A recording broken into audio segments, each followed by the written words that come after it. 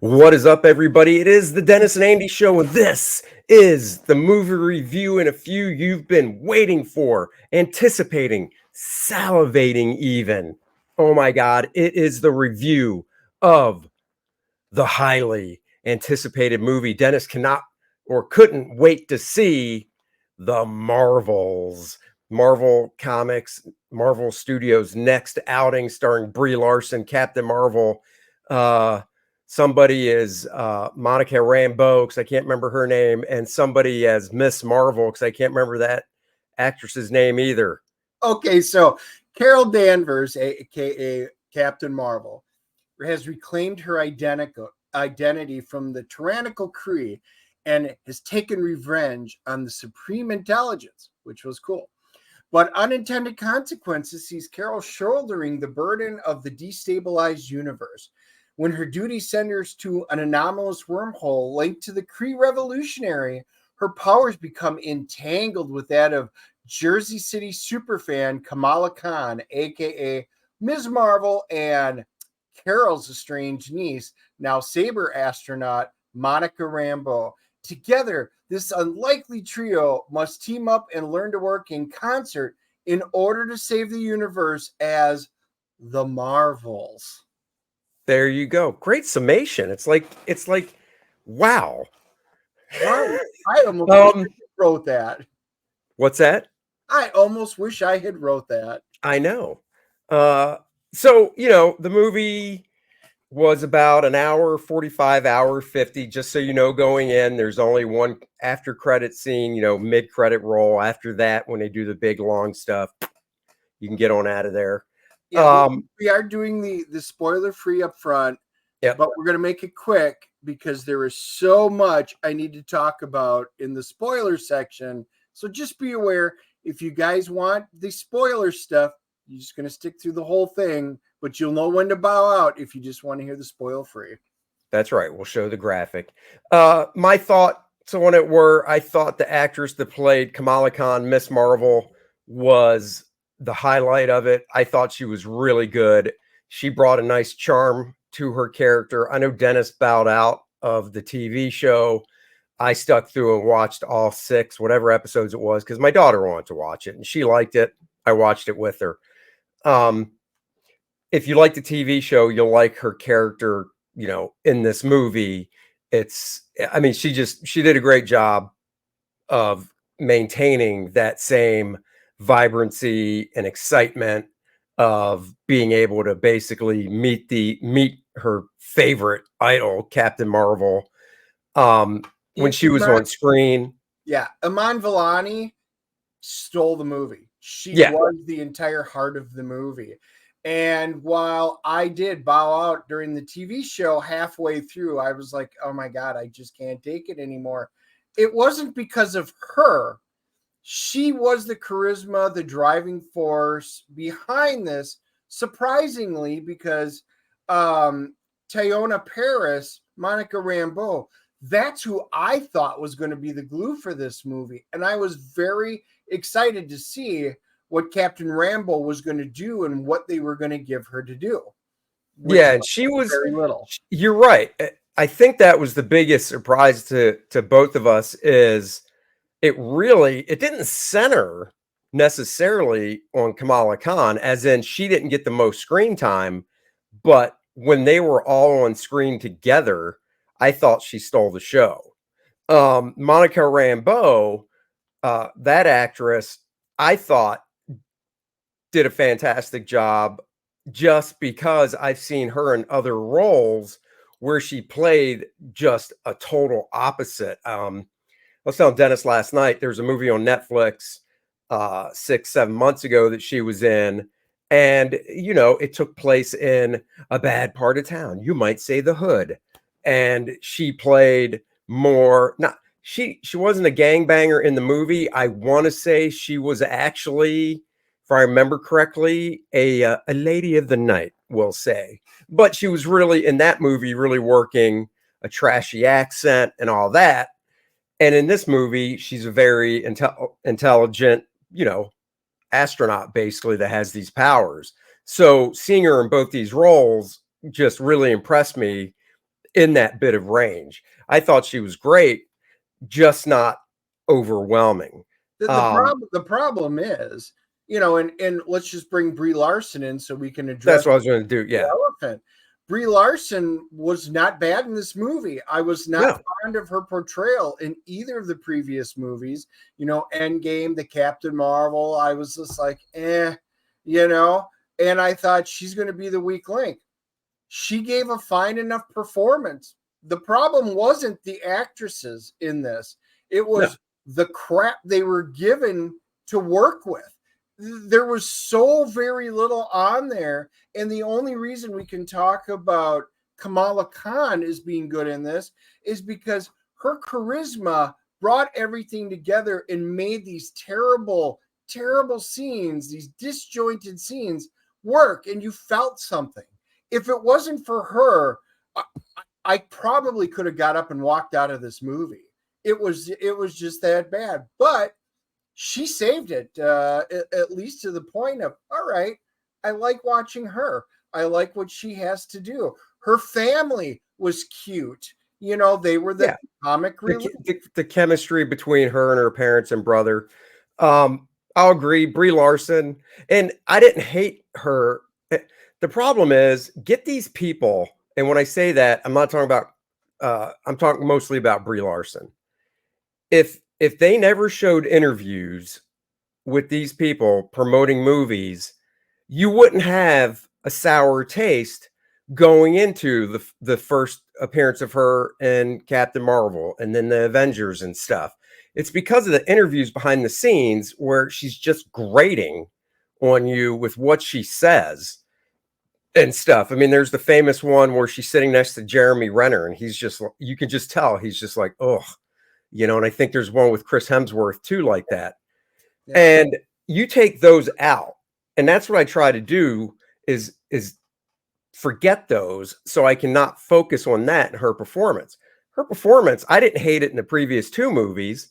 Part of it is, a lot does come down to the director directing the actors, and like, no, I'd rather you act this way, deliver the line this way, and stuff like that. So maybe in this movie, while there was some bad writing and stuff, maybe it was the director that helped bring out more of the character with Brie's acting in the movie, because I didn't find her really off-putting in the movie at all.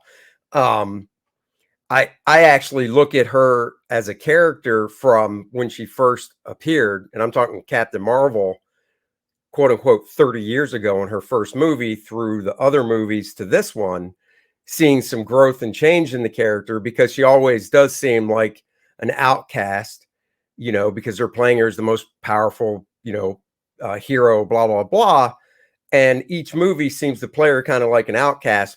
But in this one, it's like she's trying to get closer back together, or just trying to have relationships with, Monica Rambeau, was a little girl when we first met her. All this stuff in the spoilers, because there's a lot to. Well, I hear you, but that's not a spoiler. I was just saying. Yeah. No. What I'm saying is, let's save all that stuff for. That's fine. For the spoilers. But real quick, the villain in the movie, what's the actress's name?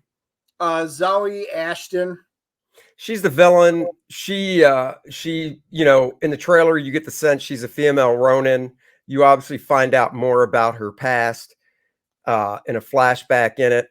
She was okay. I didn't really mind her. I didn't hate her. I wasn't. She was awful. Just awful. Not because of her acting. Once again, it was crap writing. They did nothing. Dar-Benn, at least Dar-Benn's from Galactic Operations from the comics, and it was a guy back then, whatever. But they basically said, okay, we're going to give her Ronin's universal weapon, only the Power Stone's gone, but it acts like it's got the Power Stone in it. And somehow, miraculously, she's now got it, and she is the one leading her people. And generic, boring. We have no background, no motivation, no history. And the little bit that they show with the Supreme Intelligence at least says, okay, she at least saw something. She knew something. Okay. Oh, a terrible, terrible Marvel villain. See, okay. We can talk about this more in the spoilers, but I will push back a little. I got, while it could have been expanded upon, and maybe it was, and they put it on the cutting room floor for time, I don't know. I totally understood what her motivation was and what she was out to do, which I guess would lead into a spoiler because they didn't show it in the trailer, so we'll leave it for that. But just to say there was no setup and motivation for her character and what she was doing, I think is a little false pretense because No, it's not. They barely touched on it, and they but expanded. okay, but wait, we'll definitely talk about this more in the spoilers. You said they barely touched on it, but the point is they either did or they didn't. You're coming across like they didn't even show what her motivation was, and they did. There was nothing to it. All the great villains in these movies have incredible, immaculate setups, their motivations, everything. No, you're right.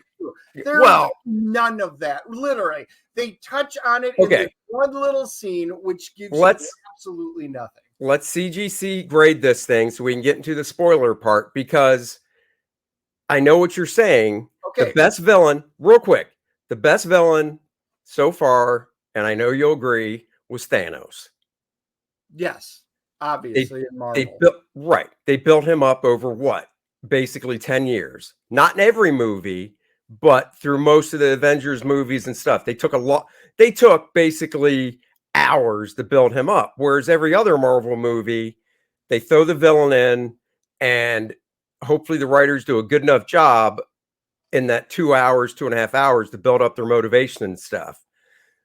I'm not saying they couldn't have done it better. I'm saying they did try, though, and we'll compare it to other Marvel movies in the second half. Right. So go ahead, give it your rating. I'm going to give you my grade because we didn't even touch on this, which we will in a little bit. There were two ridiculously awful premise scenes in this movie. But they're spoilers. Completely out. So we are going to delve into it in the spoiler section. But this movie was a trash pile dumpster heap. I was hoping the first 5 minutes, I was like, oh, this might not be so bad, because I had really low expectations going into this. After those first 5 minutes, I'm like, wow. Oh, yeah. I'm giving this a 3.0, and I'm just saying, even if it comes on Disney Plus, unless you had a 6-pack of beer, just don't even bother. Wow. Okay, so we are farther apart. I wouldn't go that far. I don't think it was a trash dumpster fire.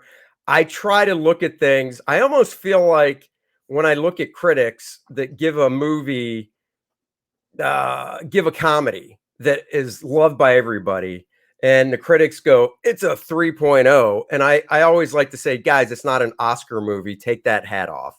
And I almost feel like that's what you're doing in a way, because I try to look at it from the standpoint of general audience. I mean, there is my personal opinion, but also the populace. And what I mean is, I'll use my daughter, who's 20, as a barometer in a way. Now, I'm not going to.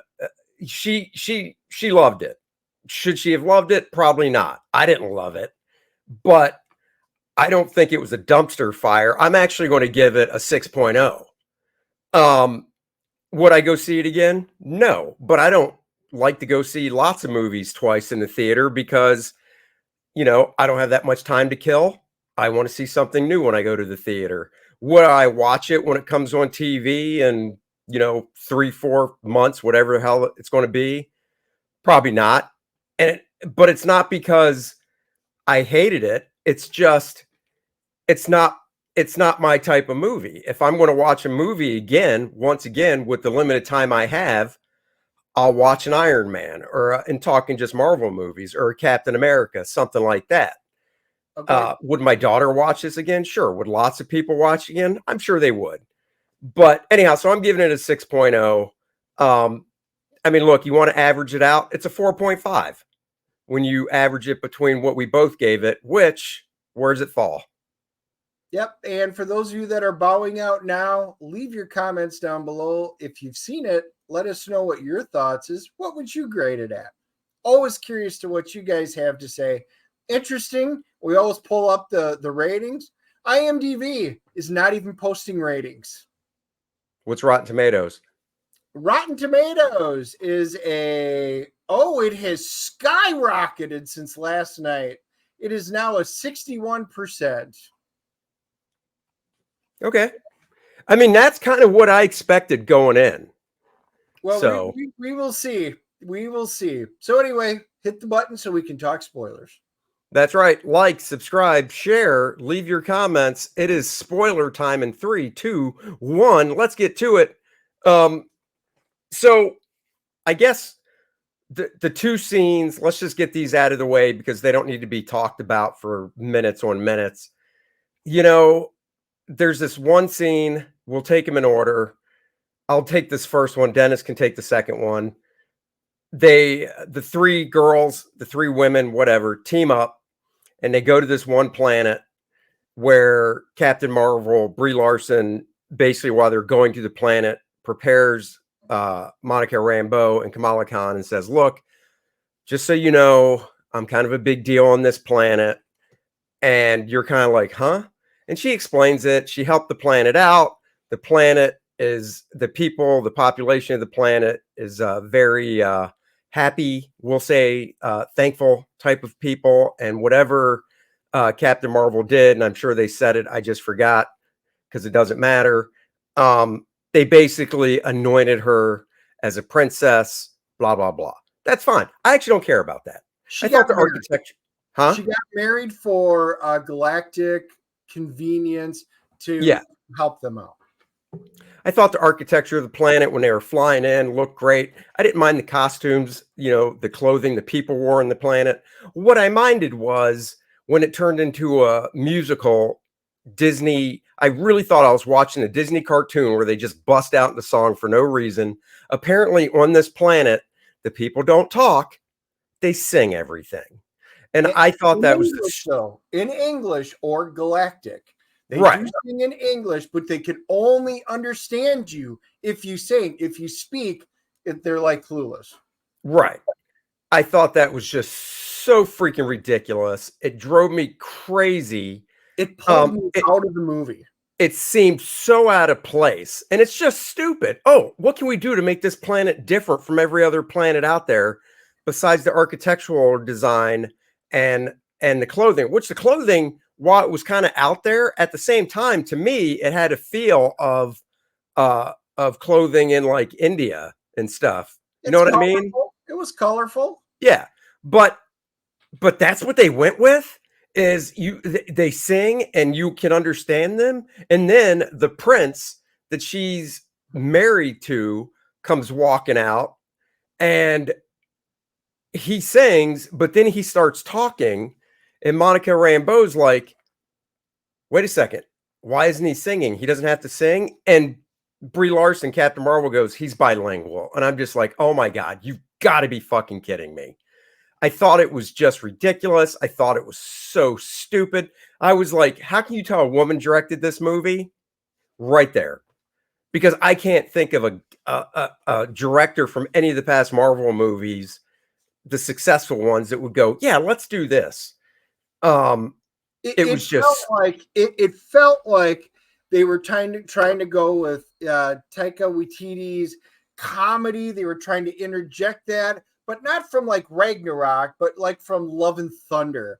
And it was awful. I mean, when I say it pulled me out of the movie, they get introduced with their new costumes. The costumes look pretty good, you know, on their new ones. I liked it.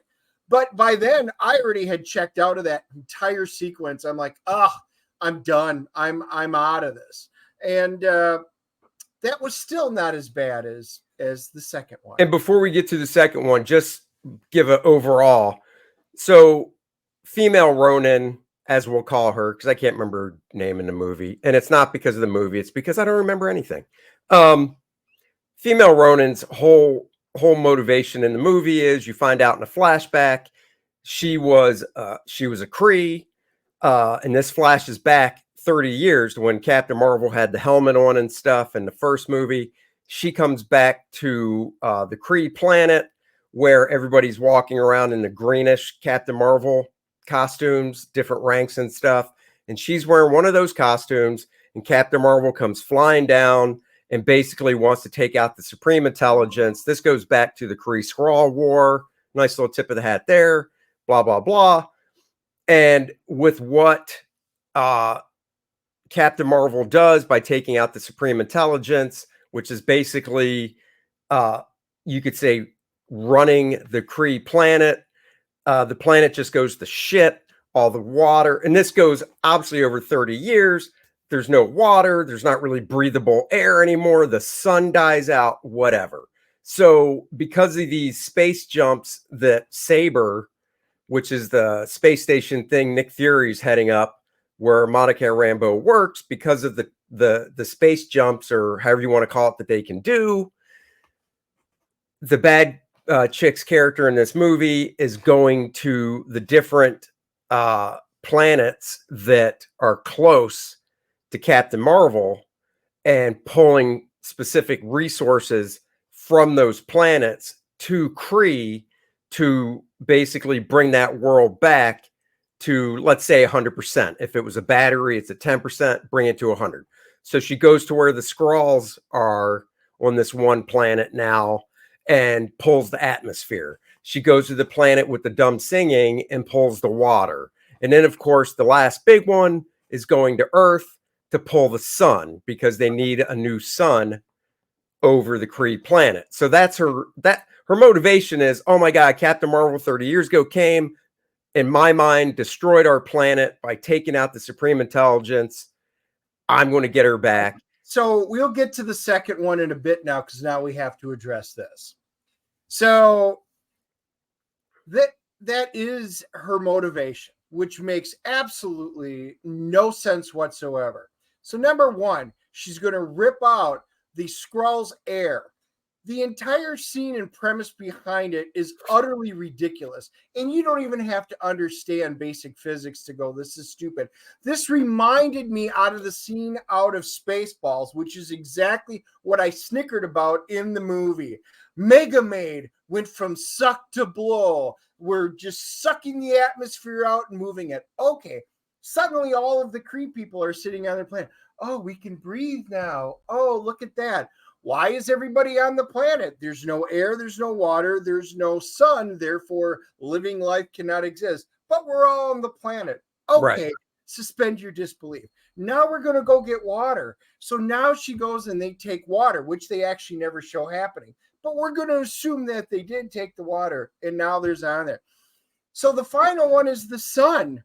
And well, I need to do this in order to get the sun, and we'll get into the nigga bands later.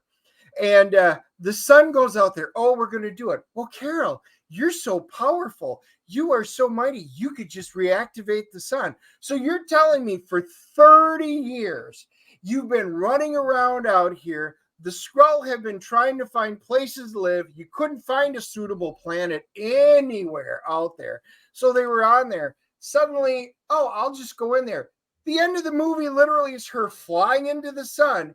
They don't explain it. So they don't really see her using her binary powers. She just flies in the sun. The sun goes, whoop, oh, we're walking. And all of these people that shouldn't even be alive down there are sitting there going, oh, wow, look, the sun's out. That was about their excitement. That whole plot point is ridiculous and stupid and made zero sense. And there's no way you can explain it away unless all of the good parts of this movie were sitting on the cutting floor, which is what this entire movie felt like. Now, see, this is where 45 minutes. This is where I do a little pushback, because addressing your point of, I agree. If the Kree planet has no water and no sun and no breathable air, and the people on the planet are walking around with, let's just say, oxygen masks on, okay, that explains how they can breathe. And but once again, what are they eating? And who the hell knows? I mean, I don't know shit about the Kree. I don't know what they have to eat to sustain themselves. I assume they have to eat, but I also know they're not human. So whatever. But nothing's explained. That's no. I know. I get it. I get that. And then when you get to the point pulling whatever the atmosphere off the planet that the Skrulls finally were able to inhabit. I didn't think twice about like you can't pull an atmosphere from one place to another. You can't do half the shit that's in these movies, so that didn't bother me. Um, Getting to the water where they were pulling the water from Singing World, as we call it, they did show it. So I don't know what you're talking about because they showed the holes up in the air, the grid. They did like a hexagon grid pattern that would open up to go from one place to the other. They showed the water going up, and then there was a scene of Captain Marvel, Miss Marvel, Kamala Khan, and Captain Marvel's spaceship. And Captain Marvel didn't want to leave. She wanted to do all she could so this planet wouldn't die. And it was basically a point of it's either this or us. And Kamala Khan in the ship basically did what she had to do to make the ship go through one of the portals and get the hell out of there, or they were going to be toast just like everybody else. But they did show the water going up, and when they left that planet was toast because that was continuing as they got out of there. That's like saying, okay, I didn't catch that. So just move on to the next point. I can't believe you didn't catch that. No, because there was always shit flying. There were missiles flying. They were dodging. Right, and they were literally flying around these big tubes of water being sucked into the air through the portal. It looked like vortexes, so I just assumed it was like water. So you're right. It was probably the water. I didn't catch that. Yeah. So anyhow, it was the water. But anyhow, the nega bands. I think we can get to that now, right? No. We still got to address the second one. Oh, the sun. The other part that was the stupidest part in this. Well, wait, let's get to the sun real quick. So I hear what you're saying about the sun because you're right. It's like she's it shows to me that Captain Marvel, she's not a scientist like Brie Larson, Captain Marvel, right?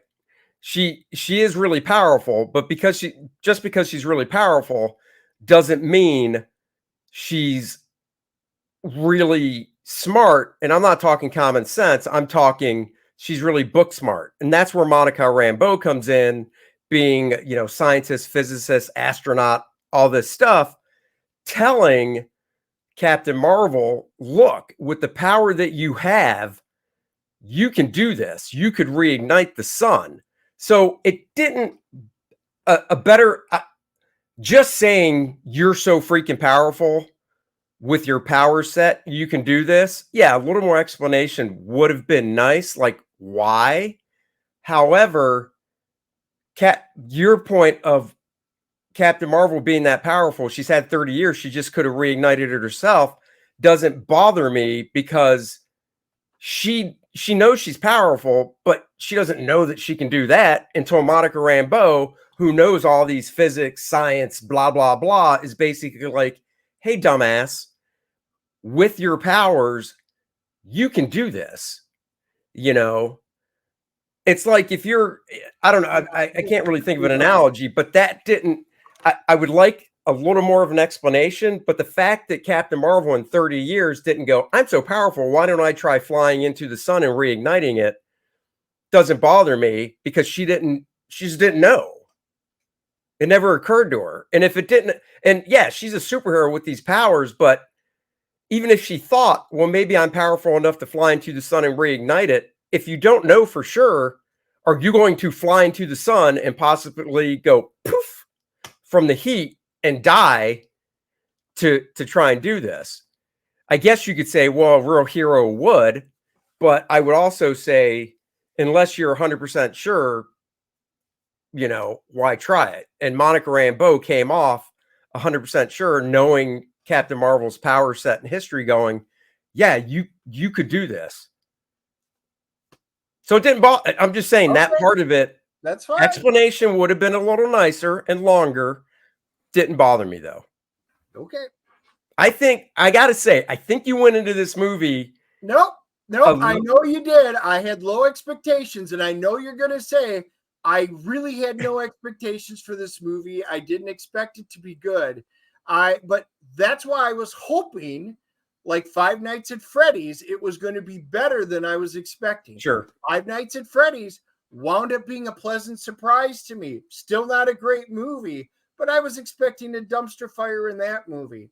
This one, I was hoping, I don't want it to be crap, but it was. There was nothing that I enjoyed about this other than her. So okay, anyway, let's do the second thing. And real quick, we've got about 5 minutes because I got to take my kid to work. All right. 5-6 minutes. So let's get to the second thing that just drove us both crazy. Were the cats, the flargs, the gooses. So it isn't just one. For some reason, these eggs keep appearing all over the station, which they don't know how they're coming on. They just keep appearing. 26 new ones appear. Oh, where are they coming from? Well, we don't know. We're not going to explain it. They're just there. Okay. Well, they do mention the fact that all of their escape pods have gone down except for one, or the escape elevators, and they only have like 15 tiny little pods left. Well, gee, that's foreshadowing something's going to come up. Something bad happens, they have to evacuate, and of course, we have no way to evacuate everybody. Well, suddenly, as we all know from the movie and the previous one, Goose is like, boop, and sits there and eats a person and then can spit them back out. Well, luckily, all of these eggs that have been appearing are suddenly an entire race of these little kitties that go around, and their solution is all of the kitties are going to eat all of the survivors so that they can pack so many more people into a tiny one because they're inside of the flargs. And then the worst CGI in almost the entire movie is they escape with Nick Fury in their escape pod to come crashing down to Earth and spit everybody back up. That is exactly what happened. And I will say this, the thing that killed me, and I meant to mention this to you last night, while the cats, the kitties, whatever, are running around the Sabre space station, basically tentacles flying out and sucking people into them, they're playing the background music from the play Cats. Yeah. Memories. My wife and I saw that play on Broadway in New York back in the 90s when we still lived up there.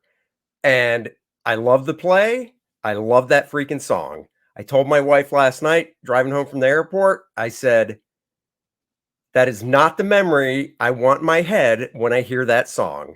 But now it's probably going to be. And I was like, really? You picked that song? Yes, I get it. There's cats running around doing whatever. That doesn't mean you have to play the song from Cats. But that's how they're going to save the movie, because we're going to appeal to cute little kitties to have everybody in the audience go, oh, that's so cute. Oh, and that's what they were trying to do. And I told my kid, because my daughter's like, come on, you had to love the cats. And I'm like, no, I don't have to. I thought they were cute, but that was stupid. Yes. So we got to address the post-credit scene before you go, because that was the whole reason some people were saying to go see the movie. That Disney, well, real quick, couple minutes, nega bands. The movie starts off, female Ronin, bad girl, whatever. They're on a moon-looking type planet, and they bust something, this monument type thing. She digs through the rubble. She finds a nega band. And then she's like, but wait, there's supposed to be two of these, but there's only one. Well, we know where the other one is. Kamala Khan has it, blah, blah, blah. So she's got a nega band. Kamala Khan has a nega band. Obviously, the nega band that the bad girl has can absorb energy and basically make her more powerful, yada, yada. They never really explained the whole point behind why she needed two nega bands. I mean, they glossed over it. They didn't do a good explanation. And I agree with Dennis, where that's the problem. They just glossed over things with a subtle explanation, but not a good enough one. And the subtle explanation, if I got it right, was she gets both nega bands and she can do something more powerful with the rift or whatever in space to help ignite the sun and her planet, whatever. It wasn't explained well. And then the biggest, because this is spoilers, the biggest hole to me was the bad girl goes out into space with both the negabands. Apparently, they're so powerful, she tries to use them and they just turn her to dust. Okay, whatever. Kamala Khan gets both negabands on, right? So now she's got them both. Monica Rambeau with her power and Kamala Khan's power basically blast at Captain Marvel, Brie Larson to really juice her up, energize her more like a whatever generator. I don't know. But the point is, after that scene, from there on out, Kamala Khan only has one negaband, and they never address what happened to the Correct. second negaband. It's Well, never brought up. Captain Marvel doesn't have it. Darben, she wears two and she can't handle the power. She's a freaking accuser with Ronin's weapon, and she can't handle the power of two bands. And yet Kamala is just like, whoop, whoop, hey, and goes out there, and you're like, why? So Guardians of the Galaxy address having that kind of power and stuff, and they address it and explain why Star-Lord could do it, and stuff like that. How could somebody that the power of a Ronin type character not be able to do it? It's again, makes no sense. But there's still one negaband, which really are the quantum bands that Quasar should be running around with and saving the universe. Right. So that was that. Post-credit scene. Go ahead. You got a couple of minutes. Yeah, post-credit scene, it had gotten leaked because Disney apparently had leaked it anonymously to get people to want to go see it. So I was kind of excited because it's got my boy Kelsey Grammer in it as the Beast. When Monica, she stays behind, and which, of course, the ending didn't make sense because she basically did laser surgery on it and got trapped on the other side. So she was able to repair it within 12 seconds in the movie, which was devastating. She wakes up, her mom's sitting there. She's like, Mom. And she goes, I'm not your mom, because she's not her mom. She's binary. But it's the Beast sitting there going, oh, you opened up a space-time continuum and put a rift in there. Charles needs an update. Now, the cool thing about it is I love Kelsey Grammer. I loved his version of Beast. This was totally CGI, and oh my God, was it awful? And I see what they're trying to do. And then the other scene we need to mention is Kamala Khan's going around in the first one and recruiting other Hawkeye for what we're going to assume is going to be the Young Avengers. Yeah, they tried to do the Nick Fury scene, young girl Hawkeye. I can't remember her actual screen name. It cuts to New York. You're looking through a frosted glass window door. You see the bow right there. It's not Clint, Hawkeye. She opens it up. It's, of course, female Hawkeye, Hawk Girl, whatever. Sitting in shadows is Monica Rambeau, a la Nick Fury, sitting in shadows. And she's basically doing her, I'm here to recruit you. And she has her little iPad type device talking about, we know about you, blah, blah, blah. And it's going to be Young Avengers, even though they don't say it. And that was the first scene at the end of the movie, even though it wasn't post-credit. They stuck it in. So that's the review of the movie, guys. Take it for what you will. If you're looking for, I guess you could say, popcorn flick, fun, turn your brain off at the door, this is not it. Yeah. I don't know. Like I said, Dennis gave it a 3. I still stand by with the 6 that I gave it. And I'm trying to look at it from the lens of early 20 somethings and stuff like that. So there you go. Real quick, nice and tight comic book pencil art of Andy Smith, 52-page book featuring high-res scans of some of my favorite fully penciled pages that only the inkers and editors got to see. Go check it out. It's on Indiegogo now. It is over $4,000. It's not even been a week. I think for this type of campaign, not being a graphic novel, but being an art book, it is actually doing rather well. It also comes in a digital format, so you can download the pages and ink digitally if you want to try, and you can get both. I love art books. So if it was me, I would actually be getting both because I think it's a great tool for learning as well. So go check that out. We will be back next Wednesday, 3 p.m. with our guest, Kevin Grievous, to talk about his project that is on Kickstarter. And until then, thank you for joining us. This was a longer review. Thank you for sticking it out. We don't know what we're seeing next week yet, but we'll be seeing something, and you'll be seeing us Friday morning with the review. Bye-bye, right. everybody.